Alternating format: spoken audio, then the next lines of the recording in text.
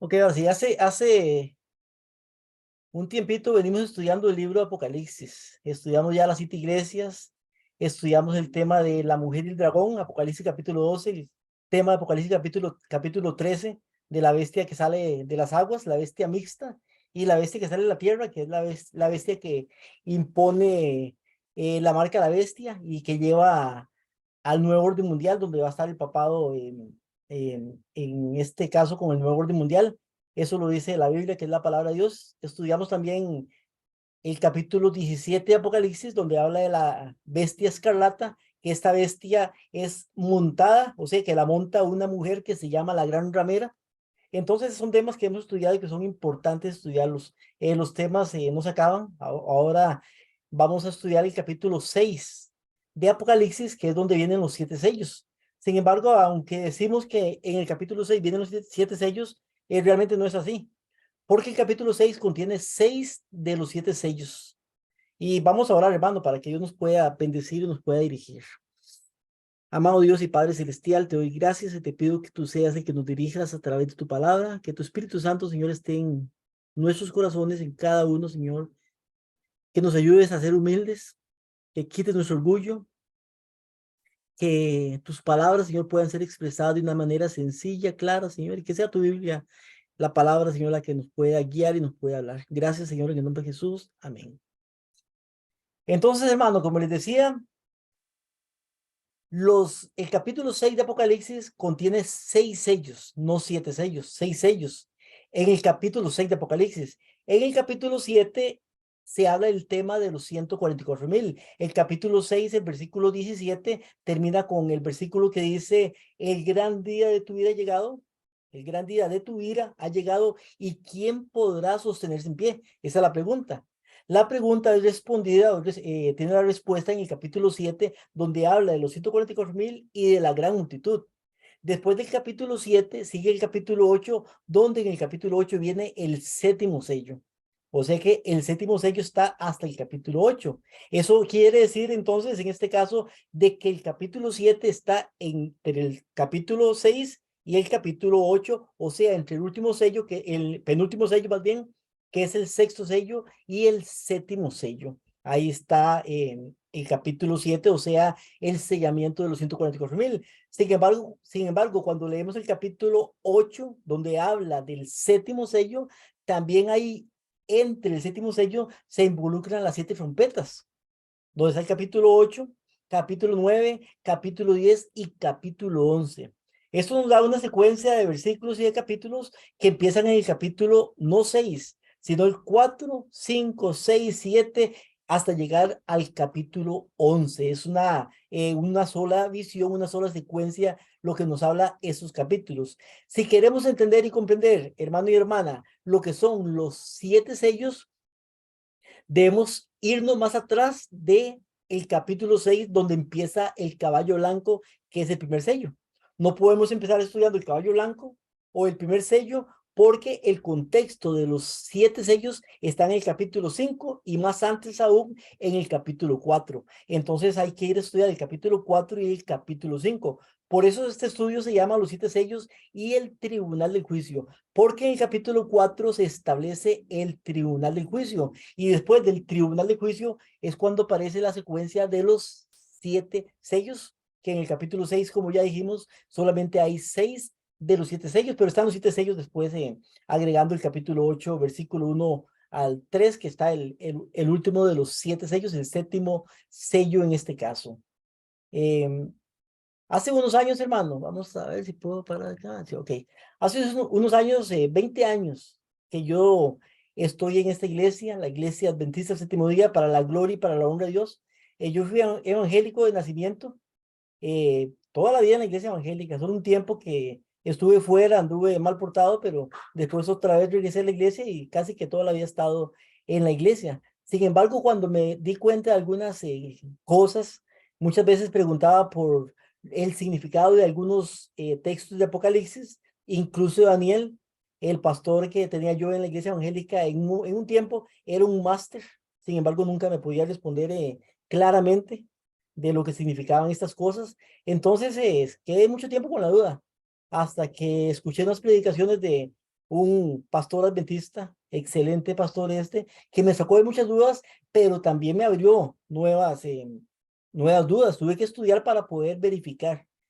Desde ese tiempo me acostumbré, a pesar de estar en la iglesia, que yo creo de todo corazón que es la iglesia que Dios tiene en el tiempo del fin para poder predicar un mensaje al mundo. A pesar de esto, siempre he tratado de comprobar todo por la Biblia, nunca creerle a las personas. O sea que lo que yo estoy enseñando ahorita, usted tiene que comprobarlo también por la palabra. Si nos acostumbramos a esto, vamos a tener bien fundadas las creencias en las cuales creemos. Entonces, por eso los invito a que estudien. Este estudio lo voy a pasar ahí a los grupos que hay, tal vez para que lo puedan ustedes poder leer. Vamos a estudiar el capítulo, o los capítulos que vamos a estudiar ahorita, el capítulo 4, y tal vez lleguemos al capítulo 5. Eh, Tal vez no de una manera muy rápida, porque no me interesa tanto avanzar, sino más que todo que comprendamos, pero tampoco podemos quedarnos demasiado. Entonces, si usted quiere ahondar, profundizar en este estudio, le podemos mandar el texto para que usted lo pueda leer, que son más o menos como creo que unas 20 páginas más o menos por ahí, o tal vez menos, pero por ahí anda el texto porque son muchas citas y todas no las podemos poner en el tiempo en que tenemos. Los 7 sellos y el tribunal en juicio. ¿Cuál es el contexto del mensaje de los 7 sellos entonces? El contexto, como les dije hace poquito, está en el capítulo 4 y capítulo 5. Recuerde que la Biblia no estaba dividida en capítulos. La Biblia se dividió en capítulos hace unos 300 años, si no me equivoco por ahí, pero no estoy seguro exactamente de la fecha, pero se dividió para la facilidad de nosotros. Ahora, con la división que hay en capítulos, es más fácil para nosotros poder ir a buscar el capítulo 12, capítulo 13, es mucho más fácil. Sin embargo, no estaba originalmente dividida en capítulos. Entonces, si usted lee el capítulo 4, 5 y el 6, son una secuencia. Sin embargo, en la Biblia nuestra está dividida en capítulos, pero el capítulo 4 y el capítulo 5 hablan los dos de lo que es el tribunal del juicio. Cuando estudiamos Apocalipsis, y quiero hacer un stop aquí, empezamos estudiando el capítulo 1 y el versículo 1 que dice la revelación de Jesucristo. En ese tiempo yo les hablé de esto, pero no sé, tal vez se les ha olvidado. Sin embargo, es bueno siempre refrescar las cosas. Cuando decimos la revelación de Jesucristo, porque el mismo capítulo 1, y aquí tengo la Biblia en mi mano, dice la revelación de Jesucristo, que Dios ¿le dio a quién? A Jesucristo, para manifestar a sus siervos las cosas que deben de acontecer pronto. ¿Para qué le da Dios a Jesucristo esta revelación? Dice, para manifestar a sus siervos las cosas que deben de acontecer pronto. Y las declaró enviándola por su ángel a Juan, su siervo. Entonces vemos la secuencia acá. Sin embargo, me llama la atención esto, porque muchas veces cuando se habla de la revelación de Jesucristo, ¿qué es? Y esa es la pregunta. ¿Qué es la revelación de Jesucristo o qué quiere decir esto? Y la mayoría de veces que he oído muchas personas, e incluso ministros, hablando sobre esto, dicen que es que Apocalipsis nos revela a Jesucristo. Entonces siempre escucho, bueno, un día levanté la mano en una iglesia, en una cartilla, por cierto, y di mi opinión, pero la mayoría de personas piensan y creen porque no lo estudian, porque no lo verifican, porque no le toman importancia tal vez. Entonces oyen que dicen, bueno, es que Apocalipsis nos revela a Jesucristo. La revelación de Jesucristo quiere decir que Apocalipsis nos revela a Jesucristo. Pero si usted se da cuenta, no es esto. Aunque toda la palabra de Dios, lógicamente, que nos revela a Jesucristo, incluso Apocalipsis, lo que está diciendo aquí es la revelación de Jesucristo, o sea, lo que Jesucristo nos está revelando a nosotros. O sea, la revelación que Jesús nos da a nosotros. Y si usted pone atención, usted lo lee y va a llegar al mismo acuerdo porque eso es lo que dice. Dice la revelación de Jesucristo que Dios le dio. ¿Qué le dio Dios a Jesucristo? Esa revelación. O sea, la revelación que Dios le dio a Jesucristo, ¿para qué? Para manifestar a sus siervos las cosas que deben de acontecer pronto. O sea, que lo que nos habla el libro de Apocalipsis es que nos está revelando los acontecimientos, las cosas que van a suceder pronto. Y después dice, y la declaró enviándola por su ángel a Juan, su siervo. Entonces, aunque es cierto, en parte, de que Apocalipsis nos revela a Jesucristo, porque la Biblia nos va a revelar siempre a Jesucristo como nuestro Señor y Salvador. La realidad es que cuando dice en el capítulo 1, versículo 1, la revelación de Jesucristo, está diciendo que es lo que Jesucristo nos está revelando. La revelación, lo que Jesús nos revela, los acontecimientos finales. Si leemos una cita, y quiero leer dos citas con esto, por eso no voy a ir tan rápido para que podamos clarificar esto. Dice el depositario de la revelación divina. Toda la Biblia es una revelación. Ok, oigan bien esto. Toda la Biblia es una revelación, toda. Sin embargo, Apocalipsis es una revelación diferente. Dice, toda la Biblia es una revelación, pues toda revelación para los hombres viene a través de Jesucristo. ¿Qué viene a través de Jesucristo? Toda revelación. O sea, aquí estamos viendo lo que Jesucristo nos está revelando. Y dice, pues toda revelación para los hombres viene a través de Jesucristo y toda se centra en Él. Por esto también podemos ver que nos revela a Jesús, porque nos está mostrando todas, pero todo esto se centra en Jesucristo. Y dice, Dios nos ha hablado por su Hijo. ¿Qué hace Dios? Nos habla por medio de Jesucristo. O sea, nos revela las cosas por medio de Jesús. Y dice, nos ha hablado por el Hijo, a quien pertenecemos por creación y redención. Cristo vino a Juan el apóstol, desterrado en la isla de Patmos para darle la verdad, para darnos la verdad para estos últimos días, para mostrarle a Juan lo que debe de suceder pronto. Cristo es el gran depositario de la revelación divina. ¿Qué hace Jesús? Vino a revelarle a Juan lo que va a acontecer pronto. Eso que va a acontecer pronto, esa es la revelación, es lo que le vino a enseñar a Juan. Y Juan lo escribió en un libro para que usted y yo lo pudiéramos saber. Dice un poquito más adelante. Muchos han albergado la idea de que el libro de Apocalipsis es un libro sellado y no quieren dedicar tiempo a estudiar sus misterios. Dicen que deben mantenerse contemplando las glorias de la salvación y que los misterios revelados a Juan en la isla de Patmos son dignos de una consideración menor que aquellas, pero Dios no considera este libro así, como una revelación menor. El libro de Apocalipsis revela al mundo. ¿Qué hace el libro de Apocalipsis? Revela al mundo lo que ha sido, lo que es y lo que ha de venir, y es para nuestra instrucción. O sea que este Apocalipsis nos revela. ¿Qué quiere decir la revelación de Jesucristo? Que Jesús nos revela por medio de este libro los acontecimientos, las cosas que van a suceder pronto. El Señor mismo reveló quién es el Señor. Jesucristo. El Señor mismo reveló a su siervo Juan los misterios del Apocalipsis. Entonces no podemos equivocarnos en esto. Cuando dice la revelación de Jesucristo, no está diciendo que el Apocalipsis nos revela a Jesucristo, está diciendo que Jesucristo nos revela los acontecimientos finales. Dice, el Señor mismo reveló a su siervo Juan los misterios del libro del Apocalipsis y su propósito es que sean manifestados para el estudio de todos. En este libro se describen escenas que ahora están en el pasado. Eso es lo que nos está revelando Dios.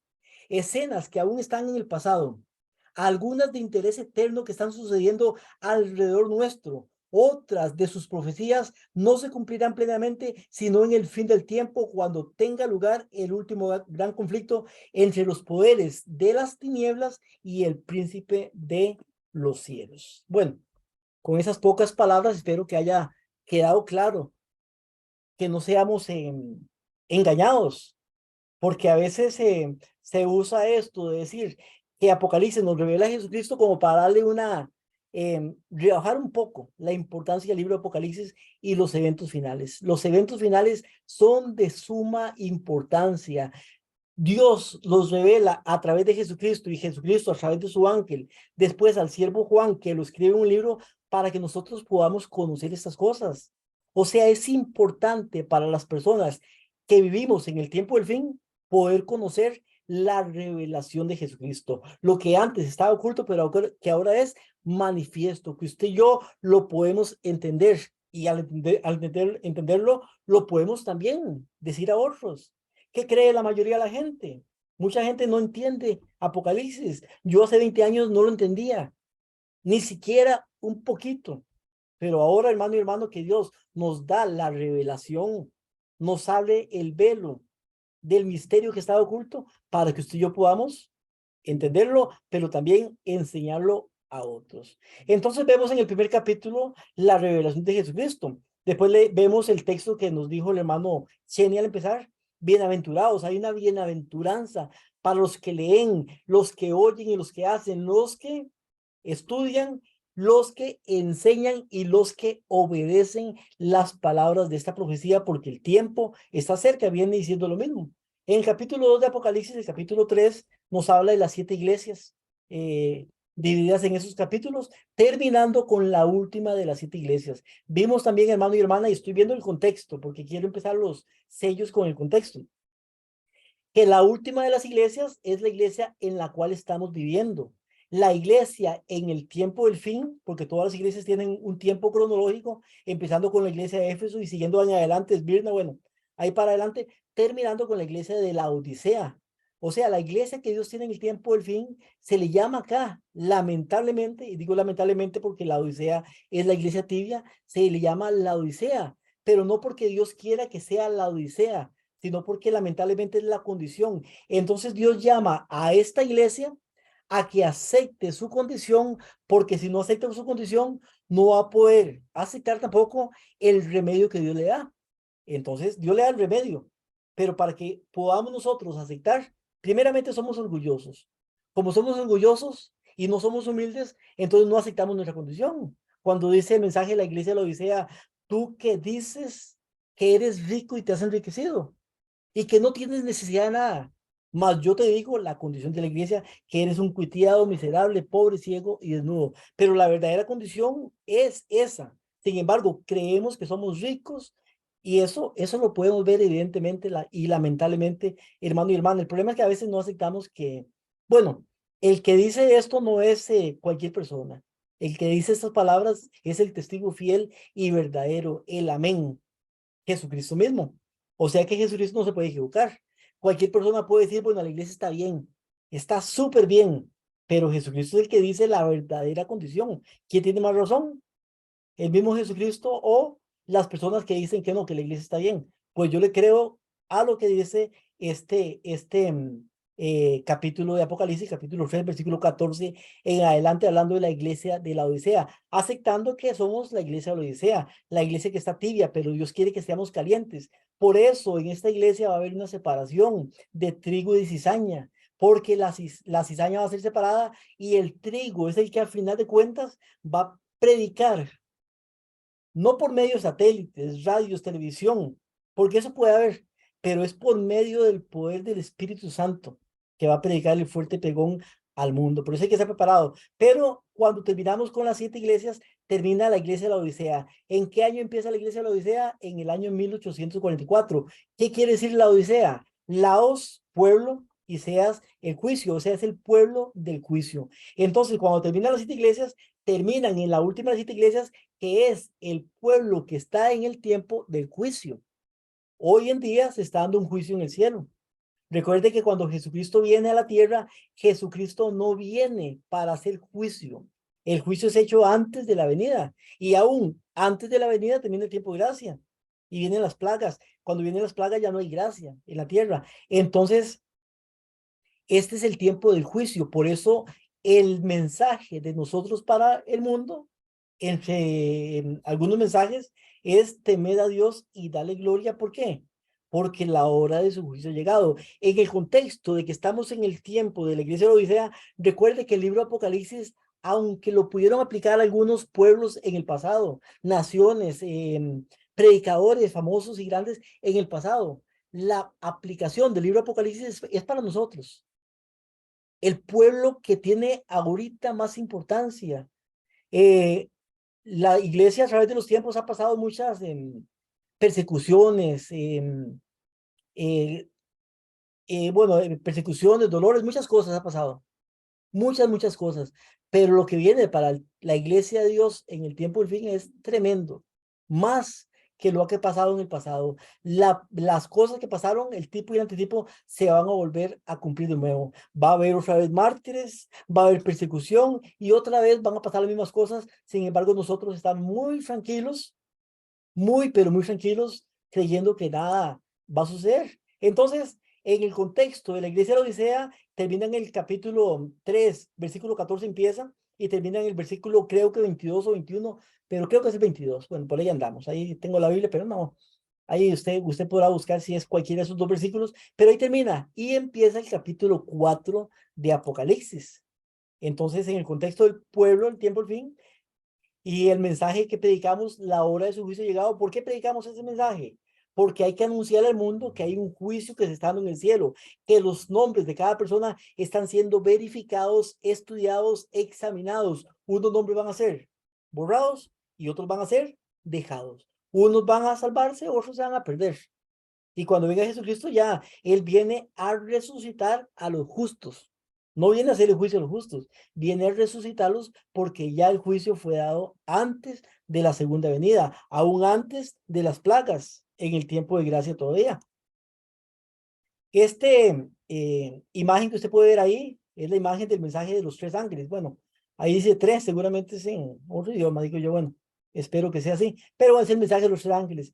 Ese era el logotipo, hermano y hermana, que identificaba a la iglesia adventista, y no que identificaba, ese logotipo, más bien, me, eh, lo digo correctamente ahora, es el logotipo que debería identificar a la iglesia adventista, porque nosotros somos llamados a predicar el mensaje de los tres ángeles. Antes usted iba, los hermanos más viejos aquí, íbamos a las iglesias y se acuerda uno que en los púlpitos estaba el púlpito y estaba grabado el mundo con los tres ángeles, o en las paredes estaba la imagen de los tres ángeles y el mundo, porque era el mensaje que nosotros predicamos. Lamentablemente ahora, hace unos años para acá, si no me equivoco, fue hace como unos 10 años o un poquito más tal vez, sí, un poquito más creo, se cambió el logotipo por este otro logotipo. O sea, la razón no, hay muchas gente que dice muchas razones, pero en eso no vamos a entrar en ese detalle. Sin embargo, este es el logotipo que realmente nos identifica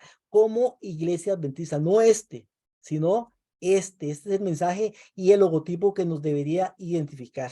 Somos identificados por el mensaje que predicamos. Este para nada nos identifica como iglesia adventista, porque este logotipo lo puede tener cualquiera de todas las iglesias. O sea, no. Ahí eso lo comparten todas las iglesias, pero este otro, perdón, este no lo comparten todas las iglesias. Ok. Antes ya de entrar más en lleno, hay una cita que nos dice, el quinto capítulo de Apocalipsis debe estudiarse detenidamente. No se entiende, hermano, el capítulo 4, el capítulo 5, el capítulo 6 de Apocalipsis. Sin embargo, hay un consejo, una amonestación de que dice que el quinto capítulo de Apocalipsis debe de estudiarse detenidamente, detenidamente. Si a usted le preguntaran sin abrir la Biblia, ¿qué es lo que habla Apocalipsis capítulo 5? El quinto capítulo. ¿O de qué habla el capítulo 4? Muchas veces la mayoría de gente no sabe. Y si le pregunta, porque el capítulo 5 empieza diciendo que el juez, el padre en este caso, tiene un libro en su mano derecha. El libro está sellado con 7 sellos. ¿Ese libro qué es? Y mucha gente no sabe explicar, no sabe ni siquiera qué es lo que tiene, lo que significa, lo que está escrito en ese libro que está sellado con 7 sellos, el cual nadie puede abrir porque nadie es digno hasta que aparece el Cordero de Dios. Pero bueno, eso vamos a ir más adelante. Sin embargo, es importante poder saber esas cosas. Por eso dice, el quinto capítulo de Apocalipsis debe de estudiarse detenidamente. Es de la mayor importancia para los que han de desempeñar una parte en la obra de Dios en estos últimos días. ¿Cuáles son los últimos días? Hace 200 años, hace 100 años, no, hermano, la época en que estamos viviendo. O sea, es de la mayor importancia para nosotros que vamos a desempeñar una parte en la obra de Dios. Si usted está oyendo ese mensaje, hermano, no es para que solamente lo conozca, es para que también pueda desempeñar una parte importante en la obra de Dios en los últimos días. Apocalipsis capítulo 4, versículo 1 es el primer versículo donde vamos a empezar el estudio, después de todo lo que hemos conversado y hablado. Dice el capítulo 4, versículo 1, después de esto, ve aquí una puerta abierta en el cielo. Es interesante, importante, hermano, porque muchas veces estudiamos los sellos, pero dejamos el contexto de un lado. Si usted quiere poder estudiar los 7 sellos, tiene que entender el contexto. A veces hay personas que ubican mal este contexto. Vea, si usted este capítulo 4 lo ubica mal en la historia cronológica, entonces va a entender mal lo que son los sellos y va a entender mal otras cosas más. Hay muchas enseñanzas que la gente enseña, pero no hay problema en que usted pueda estudiar una y otra, porque ahí están las enseñanzas. Nadie puede llegar a cerrarle a usted, decir esto, hermano, no lo estudie, no lo lea, porque más la persona lo va a leer, pero usted tiene que estudiar con oración para que al final de cuentas pueda tomar su decisión y qué es la verdad. Porque si hay dos enseñanzas, una va a ser correcta y la otra no va a ser correcta. Eso es definitivo. Entonces, si nos hallamos en el punto en que se encuentra este versículo, dice después de esto, mucha gente dice que después de esto, este capítulo se encuentra en el tiempo en que Jesucristo resucitó y fue al cielo. Pero cuando usted lee todo el capítulo 4, encuentra un juez, encuentra el abogado, encuentra los ancianos, encuentra un tribunal, encuentra que están hablando del santuario celestial en este caso. Ahí dice una puerta abierta en el cielo. Entonces, al ver este contexto, uno no puede ubicarse en ese tiempo. Este capítulo nos ubica a nosotros en el tiempo del juicio, después de 1844, cuando Jesucristo pasa del lugar santo al lugar santísimo. Ahora vamos a leer una cita de Daniel capítulo 7 también, versículo creo que es el 11, por ahí, pero ahorita la leemos, donde dice, el juez se sentó y los libros fueron abiertos. Y aquí resulta que el juez también está sentado, tiene un libro en su mano, sellado con 7 sellos. El capítulo 7 de Daniel dice, el juez se sentó y los libros, dice los libros, pero aquí dice un libro sellado con 7 sellos, que es lo mismo, porque es el libro dividido en 7 partes, o sea, 7 sellos son 7 etapas de la historia de la humanidad, en este caso, que está sellado el libro. Por eso, si usted ubica este capítulo en el lugar correcto, en este caso, en el tiempo del juicio, entonces todo lo demás se le va a abrir fácilmente. Pero también hay enseñanzas que hablan de que los 24 ancianos, por ejemplo, son seres de otro mundo, porque ubican ¿cómo se llama? El contexto en el tiempo de la resurrección. Pero aquí no está hablando de la resurrección de Jesucristo, sino que está hablando del tiempo en que Jesús pasa del lugar santo al lugar santísimo. Por eso dice después.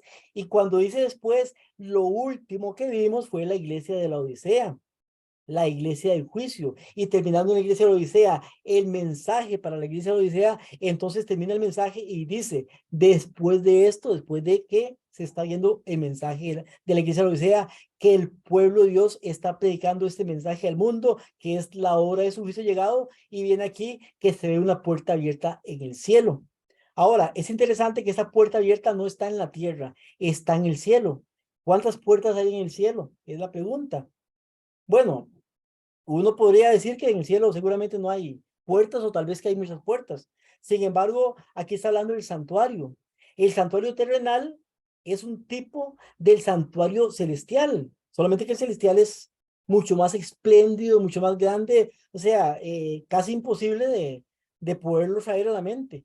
Sin embargo, Dios le muestra a Moisés, cuando va a construir el santuario terrenal, le muestra una visión del santuario celestial. El santuario terrenal tenía 2 puertas, tenía un lugar que se llamaba, y voy a ver si tengo esta imagen por aquí, porque si no, entonces me adelanto un poquito, ahí vemos una puerta en el cielo, pero aquí vemos el santuario. Este santuario se compone de 3 partes, podríamos decir, aunque se compone de más, porque podríamos tomar también, cualquier hermano podría decir otra cosa que sea cierta también, porque puede tomar en cuenta otras cosas, pero por lo menos lo que yo estoy enseñando ahorita, estamos viendo aquí esta parte que se llama ¿cómo se llama? El atrio. Y la parte que tiene las cortinas, que está cerrado, que es como un cuarto grande, este se llama el lugar santo y el lugar santísimo. Por afuera, aquí donde lo estamos viendo ahorita, no vemos separación porque estamos viendo por afuera, pero dentro de esta habitación hay una puerta que separa 2 lugares. El lugar santo, donde está el candelabro, donde está la mesa de los panes y donde está el altar de incienso, que es de oro. Y la otra habitación, en este caso, donde está el arca de la alianza, que contiene los 10 mandamientos, el maná y la vara de Aarón, en este caso. Entonces, este lugar que vamos a verlo acá en esta otra foto. Aquí lo vemos ya con las paredes, bueno, sin paredes en este caso, por lo menos del lado que estamos viendo. Entonces vemos que ese es el lugar santo y el lugar, aquí vemos el lugar santo, ahí no sé si se ve el mouse, pero este es el lugar santo, está la mesa de los panes, el candelabro, el lavacro, está esta cortina que es la cortina que separaba el lugar santo del lugar santísimo.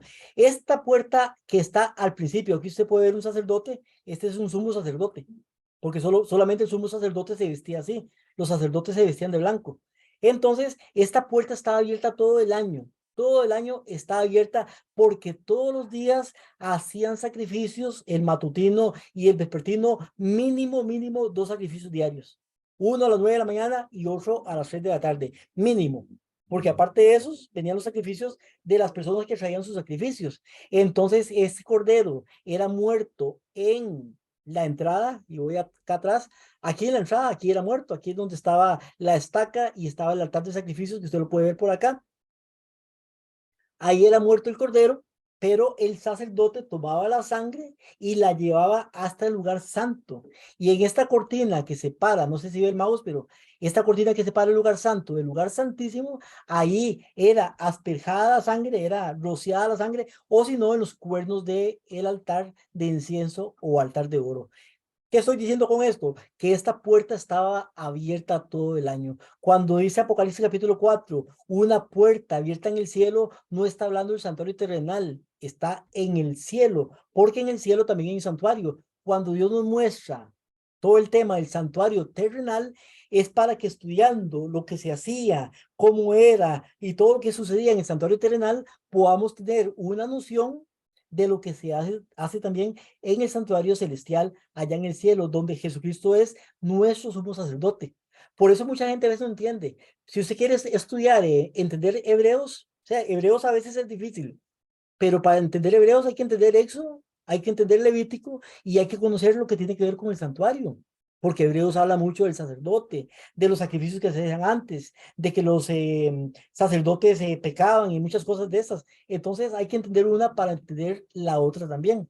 Entonces es importante que podamos ir entendiendo y voy a ver un momentito. Bueno, quiero ver si tengo algo por aquí, no. Bueno, lo que estoy buscando ahorita es la hora.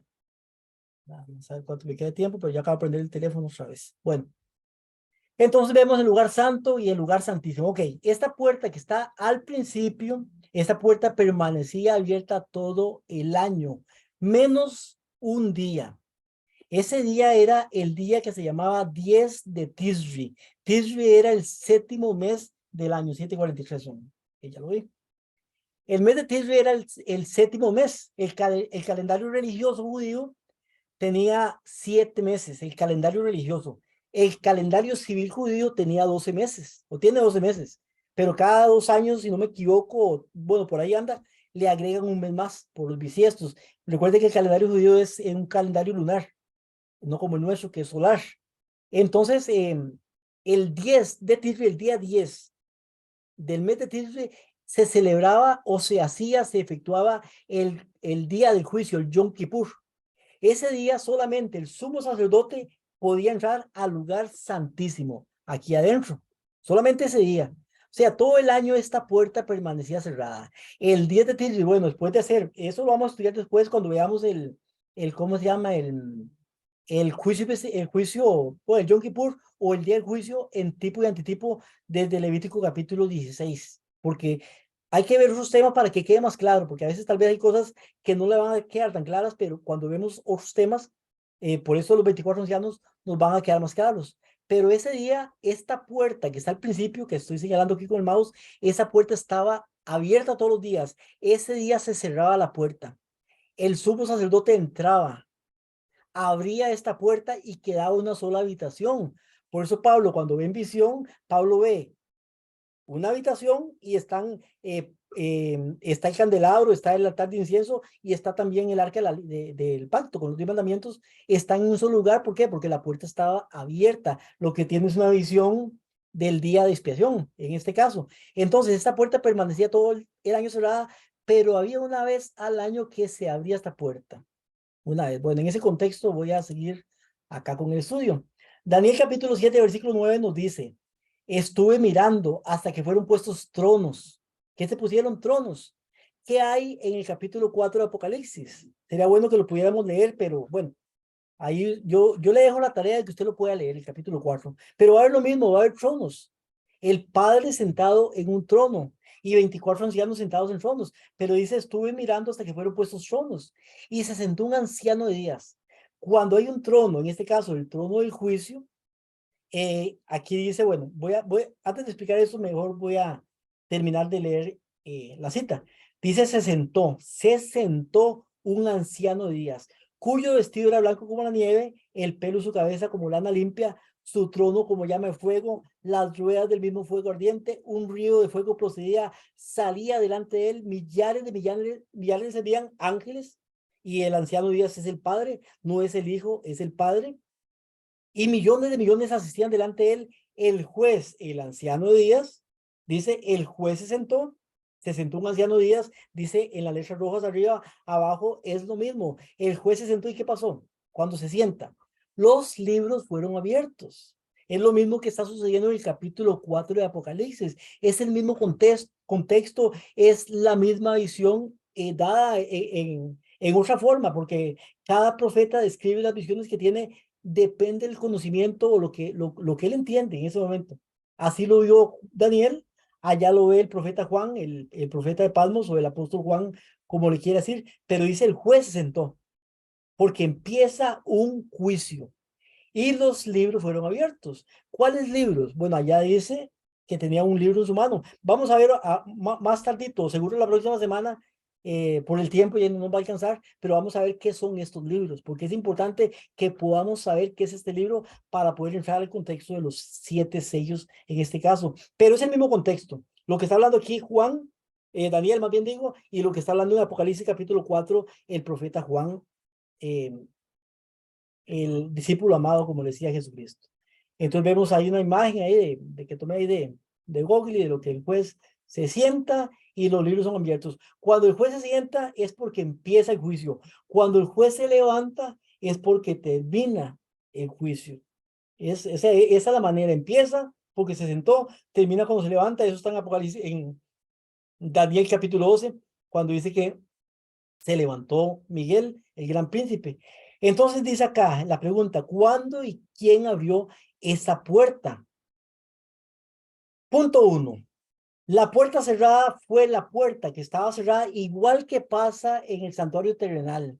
La puerta de acceso al lugar santo, no al lugar santísimo, al lugar santo estaba abierta todos los días, pero un día al año esa puerta se cerraba porque entraba el sumo sacerdote, única vez que podía entrar al lugar santísimo ahora, y la puerta del lugar santísimo, o sea, la cortina que separaba el lugar santo del lugar santísimo era abierta, solamente una vez abría. Acá pasa lo mismo, por eso dice hay una puerta abierta en el cielo, esa puerta que estaba cerrada durante todo el año, que solamente se abría en el día de expiación. Entonces el punto 2, la puerta abierta desde 1844, o sea, el juicio investigador. Y el punto 3, después del juicio investigador, entonces ya Jesucristo como sumo sacerdote sale del santuario. Por eso es importante estudiar el santuario a la luz de Éxodo, a la luz de Levítico, para poder entender esas cosas. Pero si no estudiamos de esa manera, no vamos a poder entender y comprender. Pero cada vez que uno va estudiando esos temas, le van quedando más claros. Si usted lo hace con oración, con esfuerzo, responsablemente, y estudia para que Dios lo pueda guiar en estos estudios.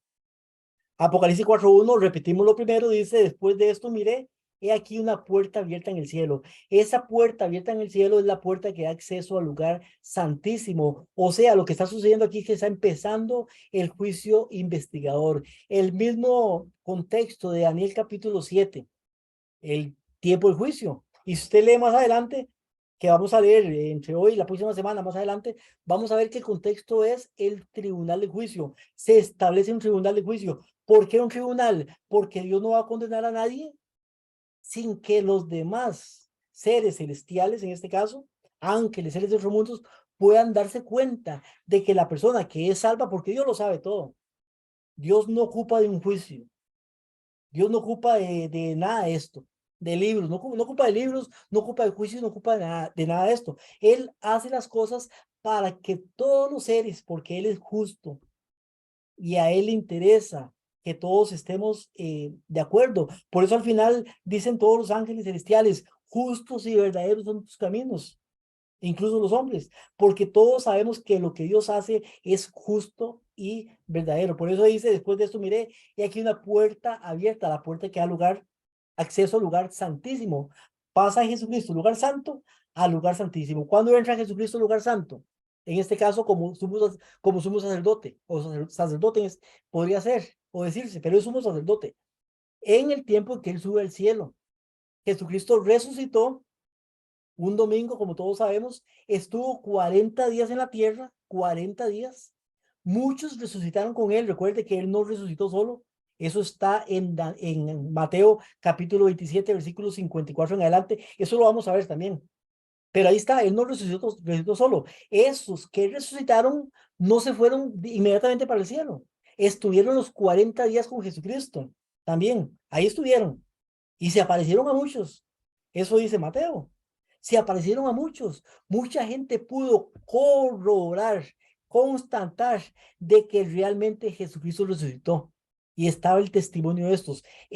Jesucristo fue al cielo después de los 40 días y ellos fueron con Jesucristo también al cielo. Fueron con Jesucristo y están allá en el cielo. Entonces, Jesucristo entra al lugar santo desde el año 31, 40 días después de su resurrección. Bueno, cuando Él sube al cielo, Él no entra al lugar santo, todavía no, porque viene todo el proceso que está en Levíticos, que dura 8 días, que para Dios los días son como años, pero Él lo hace para que todos podamos entender esas cosas. Entonces hace el proceso y 50 días después de su resurrección, Él pasa al lugar santísimo, al lugar santo, digo, disculpen, al lugar santo, porque Él es ungido como sumo sacerdote. Recuerden lo que dice el Salmo 133, mirad cuán bueno y cuán delicioso es habitar los hermanos juntos en armonía. Cuando estaban los hermanos, los apóstoles allá juntos, unánimes. Será como el buen óleo derramado sobre la cabeza de Aarón, porque Aarón era el sumo sacerdote, símbolo de Jesucristo, nuestro gran sumo sacerdote. El tipo Aarón, el antitipo, Jesucristo.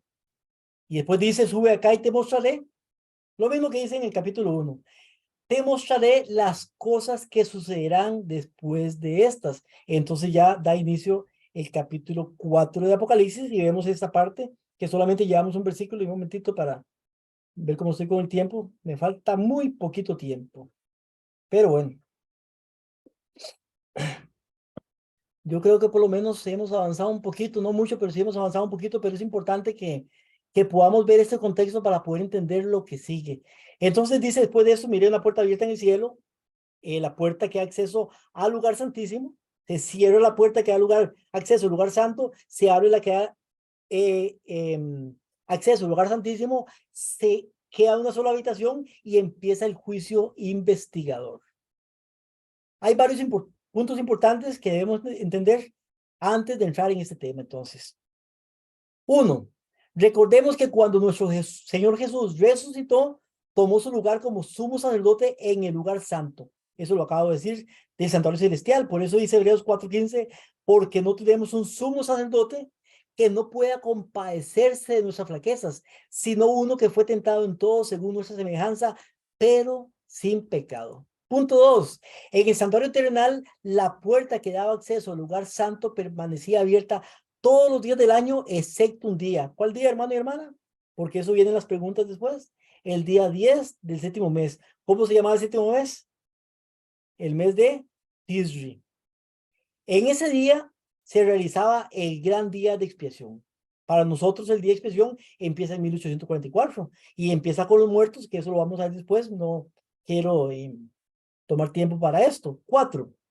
Ese día el sumo sacerdote cerraba la puerta que daba acceso al lugar santo y abría la puerta que separaba el lugar santo del lugar santísimo, quedando un solo departamento. Así iniciaba la ceremonia de purificación de los pecados que durante todo el año eran traídos por medio de la sangre a los cuernos del altar y a la cortina que separaba el lugar santo del lugar santísimo. Recuerde que el que lleva nuestros pecados, el que carga nuestros pecados, allá era el sacerdote, que era un tipo de Jesús. es Jesucristo el que lleva nuestros pecados, los traslada hasta el lugar santo, a la cortina, en este caso la puerta. No sabemos en el cielo exactamente cómo se da, pero sí es un tipo o un antitipo del tipo que estaba antes. 5. Ese día era un día donde el pueblo de Dios tenía la última oportunidad de confesar sus pecados. Recuerde que el que no confesaba sus pecados en el tipo es lo que pasó en el santuario terrenal, era echado del pueblo, era borrado de los libros donde estaba registrado. El pueblo de Israel llevaba un registro de todas las personas, hijo de tal, el padre, y bueno, ahí toda la genealogía. Eran borrados, eran desheredados. Es lo mismo que pasa ahora porque estamos en el tipo. Si usted no confiesa sus pecados, no va a Jesucristo, entonces sus pecados van a mantenerse en usted y lamentablemente se va a perder. 6. La persona que no lo hacía era borrado de los libros del pueblo, era desheredado, echado de Israel para no volver jamás. 7. Así como en el santuario terrenal se realizaba esta ceremonia, también en el santuario celestial, una puerta abierta en el cielo, se debe realizar este acto. Cristo pasa del lugar santo al lugar santísimo a iniciar la obra de revisar los libros del cielo. Pero para esto, el punto 8, que es el que terminamos aquí, es importante, se debía de establecer un tribunal. Y si en un tribunal humano, en un tribunal hay un juez, hay abogado, hay testigos, hay un jurado, también en el tribunal del juicio, en el santuario celestial, va a haber un juez, va a haber abogado, va a haber acusados, va a haber un tribunal, testigos. Esto y estas cosas van a haber allá también en el santuario celestial. Entonces dice el capítulo 4, versículo 2, y con ese versículo voy a terminar, porque yo sé que si ya sigo explicando esto, tendría que avanzar más, pero dice: al instante yo estaba en el espíritu. ¿Quién está hablando ahí? Juan. Y aquí un trono establecido en el cielo, y en el trono uno sentado. ¿Qué decía Daniel capítulo 7? El juez se sentó y dice un anciano de días que se sienta. Entonces, es el mismo contexto de uno con el otro. Y no solamente estos dos capítulos o estos dos textos de Daniel y de Apocalipsis, sino muchos textos también que hablan de esto. Pero el capítulo 4, versículo 2, o el capítulo 4, mejor dicho, todo el capítulo 4 y el capítulo 5, nos está ubicando en el tiempo del día de expiación. No hace 2000 años, porque Apocalipsis fue escrito más, aunque como le dije ahora, muchos, voy a cerrar un momentito aquí. Y vamos a ver un momentito. Ok. Aunque Apocalipsis capítulo 4 fue escrito más, bueno, fue escrito y mucha gente lo entendió y lo pudo haber aplicado, es más que todo para las personas que vivamos o que vivimos en el tiempo del fin, para usted y para mí. Es importante que podamos estudiar los 7 sellos, las 7 trompetas, pero para poder entender los sellos, inclusive las trompetas, inclusive el 7º sello, inclusive que casi nadie lo entiende, que yo por lo menos conozca, es importante poder estudiar el contexto, y el contexto está en el capítulo 4 y el capítulo 5 del libro de Apocalipsis. Con estas palabras, hermano y hermana, terminamos esta parte, porque apenas estamos empezando, seguimos dentro de 15 días, pero si alguno tiene alguna pregunta, puede levantar su mano y la puede hacer. Aquí vamos a poder escuchar y tratar de por lo menos de poder contestar. Vamos a dar un tiempito, nada más. Creo que está claro. Hermano Cheni, parece que sí. Bueno, aquí una pregunta. Mi esposa no falta con las preguntas. Dígame. Hola, mis hermanos, bendiciones. Bueno, mi pregunta es, para que el sacerdote sea símbolo de Jesucristo y pueda estar en el lugar santísimo, tiene también que estar él sin pecados. O sea, que antes de que él pudiera hacer ese rito, digamos, tendría él que poder estar libre de pecados, limpiar sus pecados. Tenía que hacer algún rito antes. Bueno, primeramente nos dice Hebreos que los sacerdotes en el tiempo antiguo eran con pecado. O sea, que nunca podían jamás perdonar o hacer ¿cómo se llama? Un sacrificio o alguna cosa por nosotros. Por eso vino Sí, Jesucristo. Ellos eran por eso, solamente un tipo. Pero sí, voy un momentito. pero para que ellos pudieran entrar al lugar santísimo, El sumo sacerdote. tendrían que, Porque sí, yo había entendido que cuando un sacerdote, perdón, entraba al lugar santísimo, si él no estaba bien con moría, él, moría, podía morir, sí. Ok, ahora sí. moría, algo así. Ok, déjenme un momentito para ir con la respuesta. Esa respuesta está en Levítico capítulo 16. En Levítico capítulo 16 nos habla del día de la expiación. Eso lo vamos a ver también. Antes del sacerdote, no solamente el sacerdote participaba en el juicio de expiación, participaban también los sacerdotes, o sea, los hijos del sumo sacerdote. Estaba Aarón, que era el sumo sacerdote, y estaban los hijos de el sumo sacerdote. Pero con el tiempo el sacerdote murió, los hijos murieron, pero había otro sumo sacerdote, y así por todo el tiempo. Antes de que ellos pudieran hacer esas cosas, primeramente tenían que ofrecer un sacrificio por el pueblo, un sacrificio por sí mismo, un sacrificio por la familia. Eran varios sacrificios que se hacían antes. Y después de que se hacían esos sacrificios, que eran varios, que morían, si mal no me acuerdo, eran unos 12 corderos que eran sacrificados. Entre los corderos habían también becerros. Y al final ya se podía hacer el día de expiación. Era al final de esto, donde el sumo sacerdote ahora sí tomaba dos machos cabríos, dos, y echar la suerte sobre estos dos. Este tema, tal vez usted lo ha estudiado por ahí, algunos de ustedes, pero eso lo vamos a estudiar después. Por eso no quiero adelantarme con esto. Pero antes, como dice mi esposa, sí es cierto eso. Como eran pecadores, eran humanos, entonces tenían que hacer primeramente un sacrificio por sí mismos, por su familia y por el pueblo, y después de eso ya podía empezar lo que era la expiación y podía entrar el sumo sacerdote al lugar en santísimo.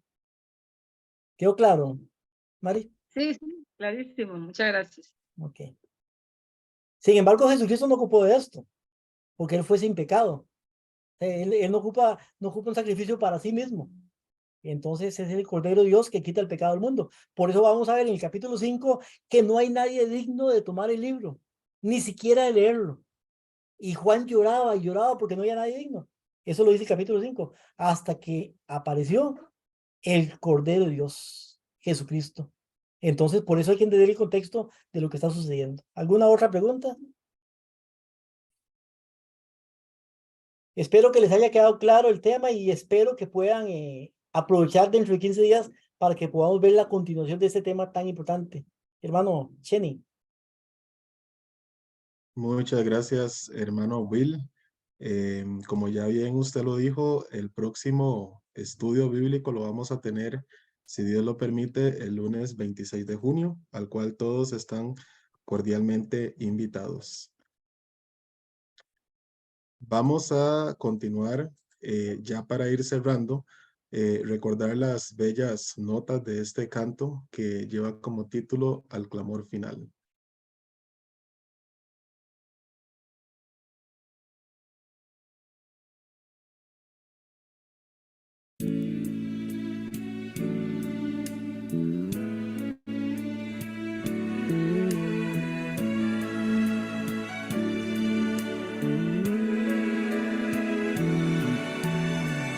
Siento el sonar, sonidos de vientos,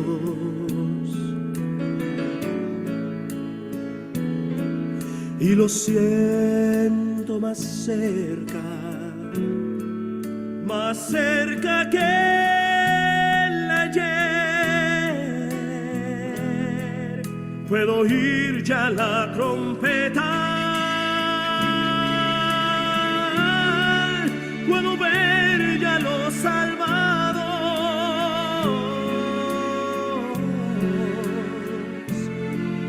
El Señor vendrá y los cielos se abrirán.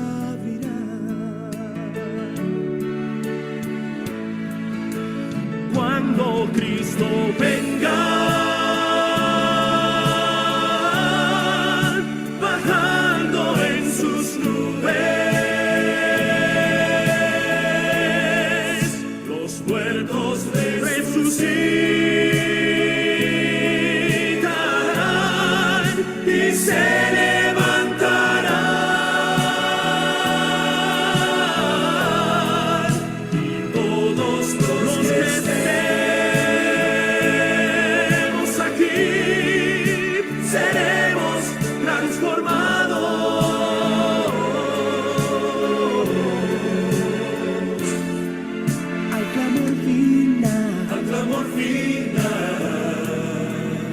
los cielos se